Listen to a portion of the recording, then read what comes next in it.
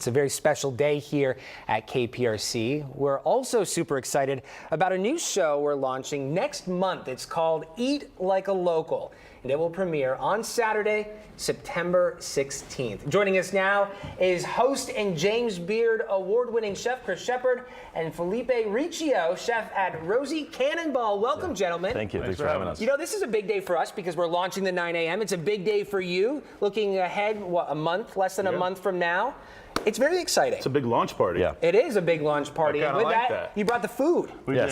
So yeah, one of the stories that we wanted to tell during when we're filming the show was of Eat Like Local was hanging out with Felipe and talking about Live Fire. Yeah. And what Live Fire, one of the shows that we're putting together, is all about just cooking with flames.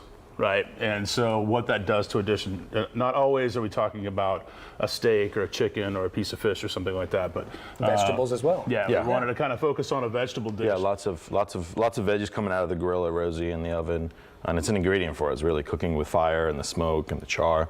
And then the bean salad's staple ingredient. Yeah, when we start talking about the show, it's not just eating around the city, but actually talking about the stories of the city and what we're doing. And when we start talking about ingredients, whether it be like we're going to go to an oyster farm, we're going to go to a crawfish farm, or we're going to go to a farm, but where do these things end up, and what do we use as those ingredients? As far as a flavor profile on fire, we have found is definitely one. I mean, we talk about it all the time with like Texas barbecue. Yeah, right? Absolutely. Fire in and different smoke ways, right? Yeah. Is definitely is a flavor component. And so when we start talking about that in like a fast, casual restaurant or even high end, when you start talking about live fire in a restaurant, what does that mean? What is it adding into the dish? That's what we wanted to showcase on this specific show. We're going to talk more specifically about what we're going to be preparing in just a moment. But before we get into that, Chris, I wanted to ask you, you told us a little bit about this show. Why this show, though, for you? Why this show? It's kind of just showing where we're at in this city and through food and just people, right? It's about sitting down, sharing a meal, learning where you're at, learning the folks that you can eat with and learn from. And that's the easiest way to learn more about our city and diversity. Eat with and learn from. I love that. Yeah, that's how we learn diversity in our city, is talking about food, right? And that's the easiest form of that. And once you sit down and have a meal, then you can have the conversation about where it comes from, how it's here, why. All the whys. And there's so much of mixing here in Houston to tell those stories.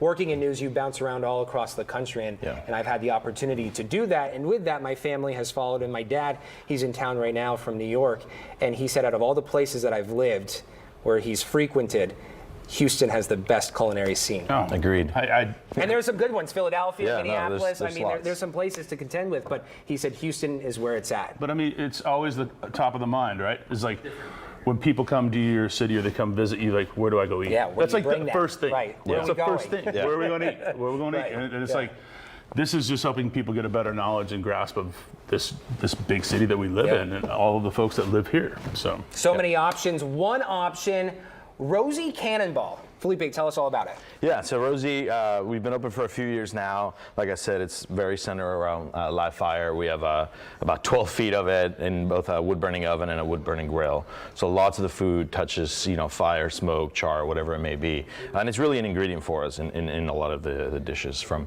veggies to pastas to our pizzas. And this is probably, this is our, top seller. There might be a riot if we take it off the menu. So yeah, we have char beans that we cook literally over the flames. They go straight from raw. Straight from raw. Okay. Yeah, no. Right into the flame. Okay. Yeah, just a little bit of oil, a little bit of salt right on the flame. You can do this at home. This is so fragrant. I want to let our viewers know. I know you can't smell it, but in here, the studio smells amazing right now. Yeah, so lots of little components, but yeah, you have the beans here. Again, just lightly roasted. They're still nice and crunchy. You can do these on a charcoal grill or your broiler at home. And so traditionally when we're cooking beans at home, right, you're going from this raw state. Most of the time you would either blanch them or put them into hot water or roast them. And this is just right into the flame. So this had no opportunity to lose the vegetal flavors that are here by it being cooked in water. That when you're cooking it and blanching in water, it's pulling that flavor out, right? Interesting. This is just getting that smoky, kind of charry, but and you can smell it. Still nice and crunchy. You should even get closer to that. Yeah, and we just smells so good. And people wouldn't think with green beans or with these different types of beans that that's the flavor component. This is right up my alley. I don't eat meat, so I appreciate this more than you know. Lots and lots of veggies at Rosie. Yeah, and so it just gets a little bit of Castorotano olives, some pickled Fresno chilies. Again, a little bit of heat and that acidity. Pickled shallots. Can't go wrong with a little bit of garlic or onions or shallots. And then, kind of one of the secrets, candied almonds. Little crunch. Yeah, a little crunch, a little sweetness. And the beauty of it is all really kind of comes together as a perfect dish because, say I don't really like onion and my wife doesn't really like olive. Well, with everything in here, my wife definitely does not like olives, but she understands that it's in here, but it doesn't bother her the rest of the time, right? And so it doesn't overpower. Yeah. Oh, I love this, you guys. Yeah, and it's just awesome. Super simple. You were saying this is one of the favorites? Yeah. Oh yeah, it's crowd favorite again. It's there's a focaccia derecho, which is like a thin layer, not the focaccia that you would think of, but it's like a thin toasty, cheese and cracker type situation because it's got mortadella and cheese in them baked in the middle. And this, I think, is what hits the table for every time we walk in. Awesome. That's the first thing. It's like focaccia bean salad. Love it. Okay, for people wanting to check out the restaurant, Felipe, where can they go? Yeah, so we're right on Westheimer, 1620 Westheimer, right in the heart of Montrose. Okay.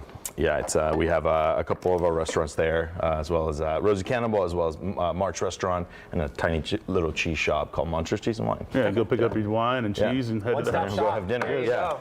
Okay, Chris, and the big day for you, September 16th. 10 a.m. Eat Like a Local premieres again that Saturday, September 16th at 10 a.m. exclusively on KPRC 2 and our KPRC 2 Plus live stream. Thank you both for being here on this big day. We appreciate it. Appreciate it. Thank you very, very much.